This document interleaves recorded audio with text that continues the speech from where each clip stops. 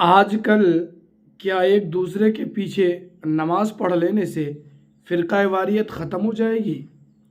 یہ سوال جب مفتی سمر علی صاحب سے کیا گیا تو کیا ہی بہترین مدلل و مفصل جواب دیتے ہیں، آپ بھی سنیے۔ مفتی صاحب کی بارگاہ میں میرا یہ سوال ہے، اگر سب لوگ ایک دوسرے کے پیچھے نماز پڑھنا شروع کر دیں تو فرقہ واریت تو ختم ہو جائے گی؟ آج کل یہ چورن بیچا جا رہا ہے۔ میں ایک سادہ سوال کر لیتا ہوں۔ پہلی بات، کیا قرآن و حدیث میں کہیں پر یہ موجود ہے حکم کہ اگر سب ایک دوسرے کے پیچھے نمازیں پڑھ لیں تو یہ ختم ہو جائے گا کام؟ کوئی دلیل؟ کہا جی یہ تو نہیں ہے۔ میں نے کہا نہیں ہے نا، تو پھر میری دوسری بات بتائیے۔ اگر کسی بندے کی قراءت ٹھیک نہیں، یعنی وہ قرآن صحیح نہیں پڑھ سکتا، اس کے پیچھے نماز ہو جائے گی؟ بولے نہیں، اس کے پیچھے تو نماز نہیں ہوگی۔ تو میں ایک سادہ بات کہنے لگا ہوں، سارا سمجھ آ جانا چاہیے۔ جس کا قرآن ٹھیک نہیں ہے جب اس کے پیچھے نماز نہیں ہوتی، تو جس کا ایمان ٹھیک نہیں ہے اس کے پیچھے ہماری نماز کیسے ہو جائے گی؟ کیا کہنے علامہ صاحب۔ بات دراصل یہ نہیں کہ کس کے پیچھے نماز پڑھنی، بات یہ کہ جو مصلی پر کھڑا ہے نا، آپ نے دیکھنا اس کا عقیدہ بھی درست ہے کہ نہیں ہے۔ جی جی جی جی جی میں آپ کو اس سے بھی ایک سادہ مثال دے دیتا ہوں۔ دیکھیے، ہم پیچھے کھڑے ہیں، ہم نے کہا پیچھے سے امام کے اللہ اکبر، بھائی جو مصلی پہ کھڑا ہے حضرت، وہ بھی تو دیکھو نا یہ کس امام کے پیچھے ہے؟ آیا کہ یزید کو امام کہنے والا ہے یا حسین کو امام کہنے والا ہے؟ کیا کہنے، تو ذرا اس بات کو سمجھو نا۔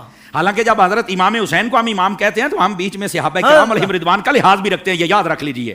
لیکن میں نے ایک اشارہ دیا ہے۔ آقا کریم علیہ السلام نے ارشاد فرمایا، ان اللہ اختارنی واختار علی اصحابی واختار علی منہم اربعہ۔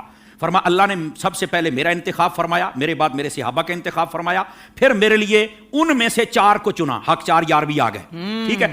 پھر اس کے بعد فرمایا، اس کے مختلف پہلو آگے ہیں، مختلف الالفاظ والطرق والسند، یہ روایت ہے، لیکن ایک روایت یہ بھی ہے، فرمایا ان قریب ایک قوم آئے گی، ینتقصونہم ویسبون اصحابی، جو میرے صحابہ کرام میں سے نقص نکالے گی، عیب نکالے گی اور گالیاں دے گی۔ فرمایا جب یہ آئے تو حضور ہم نے کیا کرنا ہے؟ فرمایا لا تواکلوہم ولا تشاربوہم ولا تسلموا علیہم ولا تسلوا معہم ولا تناکحوہم، او کما قال علیہ السلام۔ میرے آقا کریم علیہ السلام نے فرمایا نہ ان کو سلام کہنا ہے، نہ جواب دینا ہے، نہ رشتہ دینا ہے، نہ لینا ہے، نہ روٹی پکا کے ڈالنی ہے، نہ ان کے ساتھ کھانی ہے۔ اور میرے نبی کریم علیہ السلام نے فرمایا مر جائیں تو جنازہ نہیں پڑھنا، ان کے ساتھ نماز نہیں پڑھنی، سمجھ آ رہی؟ ان کے ساتھ نکاح نہیں کرنا۔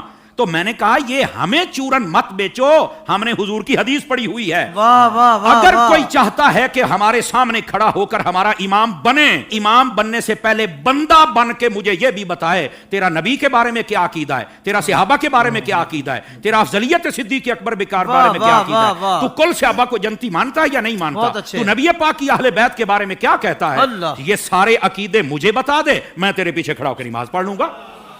کیا کہنے، کیا کہنے۔ ویسے یہ جو نمازوں کا شوق ہے نا، میں صرف اتنی بات بتا دوں بھائی جان، یہ ترمذی شریف میں روایت موجود ہے۔ ایسی روایات جب آتی ہیں تو پھر بیٹھ جاتے ہیں کیڑے مکوڑے، یتیم العلم یزید الفکر، وہ بیٹھ کے کہتے ہیں کہ نہیں یہ یوں نہیں، یہ یوں نہیں، یہ ٹھیک نہیں۔ میں نے کہا حضرت جب آپ کی اصل ہی ٹھیک نہیں تو آپ کو یہ بات کیسے سمجھ آئے گی؟ نبی پاک علیہ السلام تشریف فرما ہے، ایک شخص آ گیا، اس نے کہا حضور فلاں شخص فوت ہو گیا، جنازہ پڑھانا۔ فرمایا ہم نے نہیں پڑھانا اس کا، حالانکہ مشکات شریف پڑھ لو، حضور نے فرمایا جب کوئی فوت ہو جائے مجھے بتا کرو، جنازے میں پڑھاؤں گا۔ جی آپ اس بات کا اظہار فرمایا کرتے تھے کہ جنازہ میں نے پڑھانا، میں نے مفہوماً و مختصراً بات سنائی ہے، اس کا جنازہ کیوں نہیں پڑھا؟ جب سوال پوچھا گیا تو آقا کریم علیہ السلام نے فرمایا انہ کان یبغض عثمان ابن عفان، یہ میرے عثمان سے بغض رکھتا ہے۔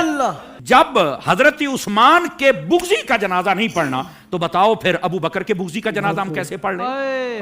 بتائیے کیسے ہم ان کے پیچھے نمازیں پڑھ لیں اور ان کے آگے کھڑے ہو کر ان کے جنازے پڑھائیں اور ان کے ساتھ ہم پیار کی پینگیں چڑھائیں اور ہم ان کو جفیاں ڈالیں؟ بھائی ان سب کو سمجھنا چاہیے یہ ڈائریکشن ہے، سیدھی سیدھی سڑک یہ شفاعت نگر کی ہے، اس سڑک پر آ جائیں جس کا نام راستہ اہل سنت ہے، ہم تمہارے پیچھے کھڑے ہو کر نمازیں پڑھنے کے لیے تیار ہیں۔ تو جب عقیدہ ہی واضح نہیں ہے تو آڈی پنجابی کہندے نے ویکھ کے زہر تو کوئی نہیں پیندا۔ حضور شاہ صاحب ہماری پنجابی ویکھ کے زہر تو کوئی نہیں پیندا، تو پھر ہم تو نہیں پی سکتے۔ ویسے اگر کسی کو زیادہ شوق ہو نا، بس نہیں وہ قرآن پڑھتے ہیں تو چھوڑو جی چھوڑو، داڑھی بھی ہے تو چھوڑو جی چھوڑو، مصلی پہ ہے، تو میں نے کہا آبا صاحب اللہ کی تفسیر اٹھا کے دیکھ لے، یہ تیرا شوق بھی پورا ہو جائے گا۔ حضرت حافظ صاحب ہوا یہ کہ حضرت فاروق اعظم کا زمانہ اقدس ہے، ایک قریب محلے میں امام آ گیا، اس کو نماز کے لیے ہر نماز کے اندر جب وہ قرات کرتا ہے تو آبا صاحب تولا پڑھتا ہے۔ لوگوں نے کہا بھی اور قرآن نہیں آتا؟ کہتا آتا ہے۔ تو یہ کیوں پڑھتا ہے؟ کہتا مزہ آتا ہے۔ اچھا انہوں نے کہا ذرا حضرت فاروق اعظم کی خدمت میں لے کے چلے. حضرت فاروق اعظم کو بتا آپ نے طلب فرما لیا, واقعہ لمبا ہے, آپ نے طلب فرما لیا.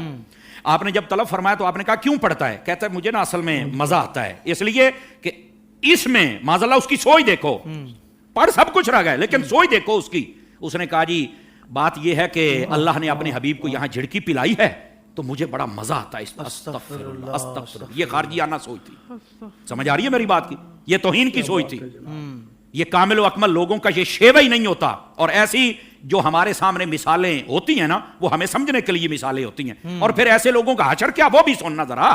ٹھیک ہے, حضرت فاروق اعظم نے اچھا تجھے مزہ آتا ہے؟ کہا بالکل. آپ نے تلوار منگائی اور 2 ٹکڑے کر دیے اس کے. آپ نے فرمایا ودوحا پڑھ کے تجھے مزہ نہیں آتا؟ وما ارسلناک الا رحمۃ للعالمین پڑھ کے تجھے مزہ نہیں آتا؟ انا اعطیناک الکوثر پڑھ کے مزہ نہیں آتا؟ ورفعنا لک ذکرک پڑھ کے مزہ نہیں آتا؟ یعنی جو قرآن پڑھ کے دل میں توہین مصطفیٰ کی رکھے جب اس کے پیچھے نہیں ہوتی تو جو سرعام میلاد پر کفر کے فتوے لگائے ان کے پیچھے کیسے ہو جائے گی؟ Social media